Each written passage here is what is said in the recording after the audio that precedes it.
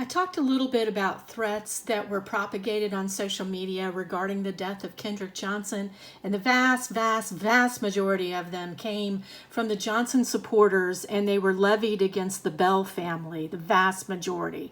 There were other people that got caught up in the threats. Some folks made indirect death threats at my daughter. I showed you where the sister of Jackie Johnson, Lydia Tooley Whitlock, she was trying to do something to my daughter on social media.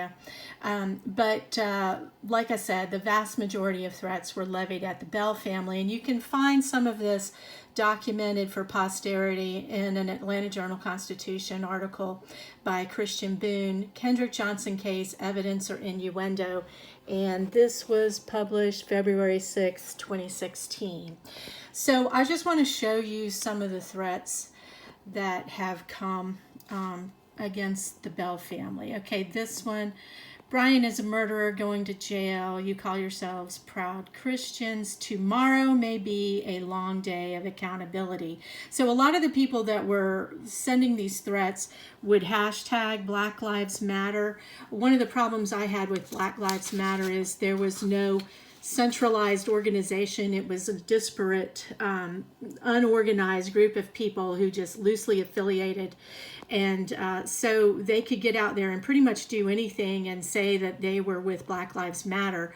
And there wasn't any way to hold the actual organization accountable.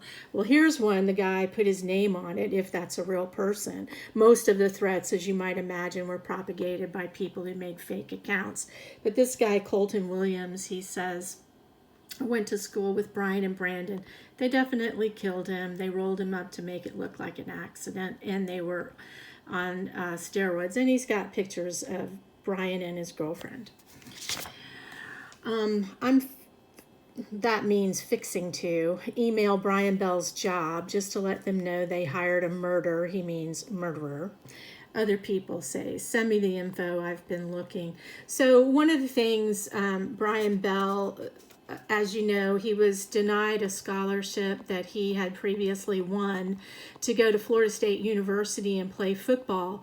And then the Johnson family trolls got out there and started harassing the school.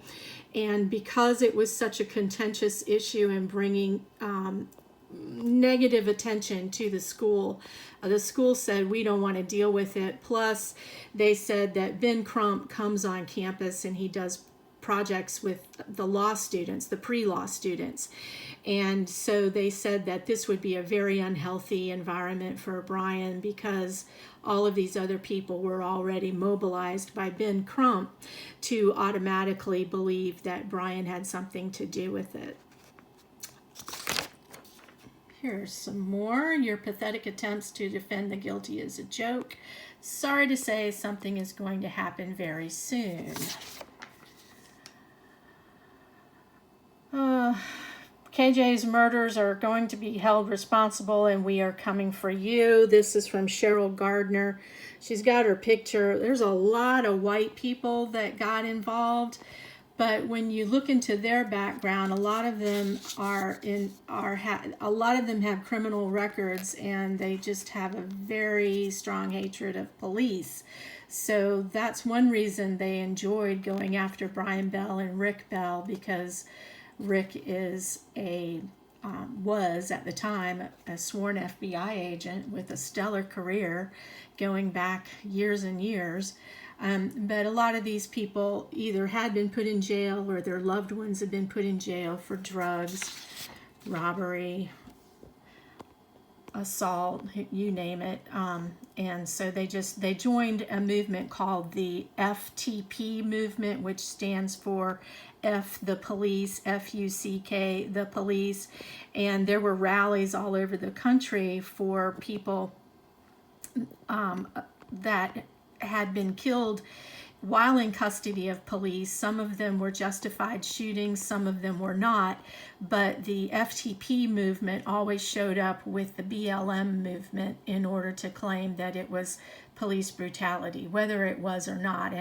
And I have no opinion on any other case in the country. I am only focusing on the Kendrick Johnson case. So here's a really good one, because this is actually KJ's crypt.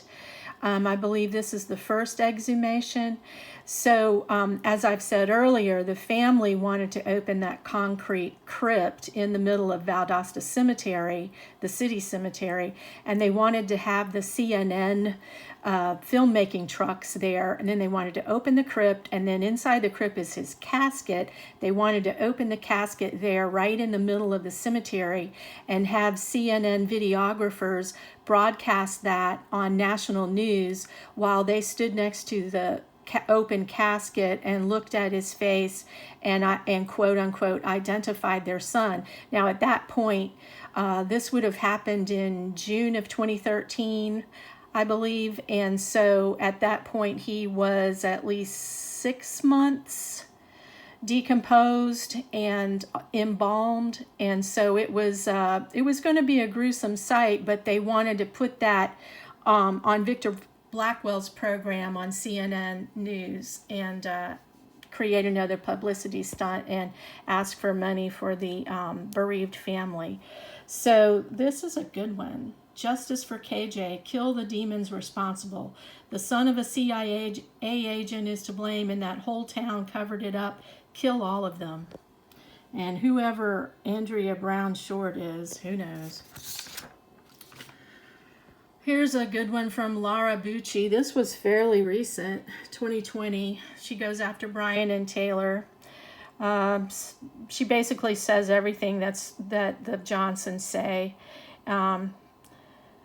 And I don't see a direct threat here. It's just that that she's continuing to harass an innocent family who was proven innocent in at least 4 investigations. The Lowndes County Sheriff's Department, number 1, the GBI, number 2, the FBI, number 3, the Obama DOJ, number 4. 5 investigations, and the Lowndes County Sheriff's Department under a different sheriff, Sheriff Polk.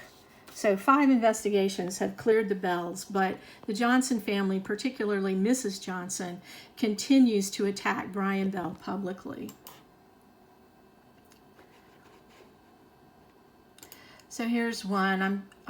Brian and his girlfriend are getting married, and right now Jackie Johnson and her followers are out there talking about how the killers of KJ are going on to live their lives. And so there's a group of online social media trolls that are threatening to show up at their wedding and ruin their special day. And here's an example of that. This is from Pamela Caesar Chance, and I think this is another white woman. Like I said, a lot of the white women that got involved in the trolling are either married to black men or have real close black friends, which is great, awesome, that's wonderful. I certainly don't disapprove of anything like that, but what they've done is they've become so entrenched in this idea that all black people who die in a suspicious accident, that they are automatically believing that it was at the hands of guilty white people. And this is not one of those cases, Pamela. But here's what she says. Do you want Brian and Brandon's address? Because they killed a boy at the damn school. Since we are all being heroes here, or because they killed a black kid, it's not that serious. So anyway, she's offering to give people their address, and then a couple of other people say, yeah, give me the address. I want to harass them. Okay, so here's a new one, a recent one. So, the kids are getting married.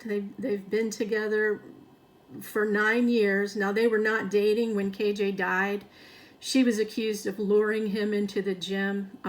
But as I've said repeatedly, KJ was going in the gym because he had class in the weightlifting room, which was outside the high school, which was a ways down closer to the stadium.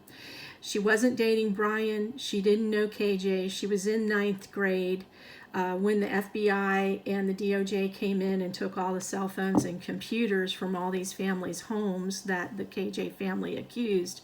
They didn't find any communications between anyone with KJ. And so anyhow, here she is saying they're getting married. And she's just like, oh, she got a screenshot. This is only partial because I sure wasn't going to show the address of the wedding, but she got a screenshot of their invitation, which has the address, date, and time, and she's sharing that with everyone. And who knows who Kayla Manela is. Okay, so here's people sharing his old home address, his new home address, his phone number, his emails, and they want people to harass him, to, quote, make him crack, come forward. Here's one. This, we believe, is Jackie Johnson. We're pretty sure that's Jackie Johnson. This should have been Kendrick Johnson on the top. You can't let a killer in the NFL. White privilege is what I hate. Brian Bell. Kendrick Johnson killer. Brian Bell, Kendrick Johnson's killer, is still free, living his best life like he didn't murder someone's child and put them in the mat, acting like nothing happened, and getting pampered from the community. He should be in jail. Brian Bell should be in jail, not living his best life. Kendrick cannot do that because he's dead. He can't come from the dead. Mrs. Johnson, everybody gave you the benefit of all of our attention and assistance to try to find out what happened to your son.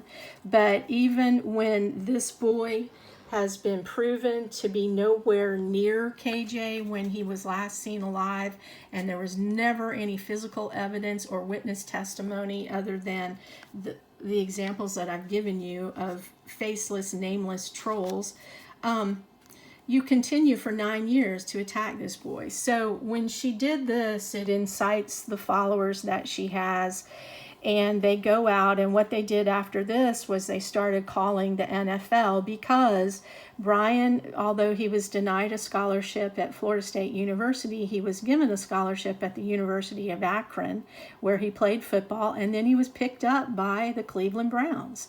But then Jackie Johnson started this campaign with all of her trolls, so they were calling the phone lines at the Cleveland Browns, calling off the hook, and the Cleveland Browns, as everyone knows, 80% of the teams are African American men, and they just said this is not worth the harassment and notoriety, and it was impossible to convince all of the football players throughout the NFL that Brian Bell was innocent.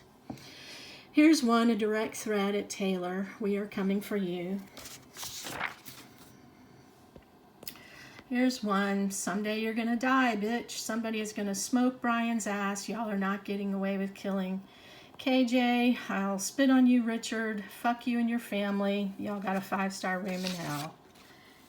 And here's one that's not too terrible, but this was sent to Rick Bell. There was probably at this point, I know years ago there were at least 3,000 of these sorts of threats that have been collected. So there's probably many more thousands of them today. And here's another one. This is a person on Twitter. Let Brian parents know that their child is a killer and we will have justice. And she's putting, and I don't mind showing these phone numbers because over the years the Bells have had to change their phone numbers. So and they had to move out of state because of the threats and the harassment and the danger that they were constantly in. Oh, here's a really good one. Another person on Twitter, Brian Bell, his brother, their father, and his little girlfriend, Throats, want cutting. Yes, they need to face the music. So anyway, that's all that I have for now. But if there is anyone out there who's ever gone through 9 years of harassment at this level, I'd like to hear from you. Because until the advent of social media, this just didn't happen in society. When the newspaper articles were written, when the law enforcement conclusions were put out there, legitimate journalists would look at all the evidence and they would write a story like this and basically let the public know what was what. But now we have illegitimate citizen journalists, and there's one in Valdosta who just is off the chain with his crazy accusations. But now we have these illegitimate citizen journalists going around and creating fake podcasts about things that never happened. and they incite their followers. And I've said previously that you could draw a lot of comparisons between the Kendrick Johnson movement and the Trump movement, whereby both movements get out there in public and they just thrive on hate and false accusations. They won't look at any facts. They simply run off at the mouth. And it's destroying our democracy, and it's destroying civilized society. And we even had people here that the high school kids, they conducted a prayer vigil asking for these kinds of people at their high school to stop creating this fearful and threatening environment. And it was led by a black minister, and yet people went after those kids. People in the Johnson family went after kids who were conducting a prayer vigil, and they went after the black minister who was helping to lead the prayer vigil. So I am astounded at people who want to consider themselves as having a morally upright conscience. In To Kill a Mockingbird, Atticus Finch said, the one thing that doesn't abide by majority rule is a person's conscience. And I don't know how you people here in Valdosta, I'm particularly talking about, who want to get out there without any evidence, I don't know how you sleep at night. Because these were innocent kids. One was 14, one was 15, and one was 16 when the Johnson family and all their followers started trying to destroy their lives. So anyway, shame on you. And just because I'm not in the majority, I'm not going to stop talking about it. Anyway, take what you will.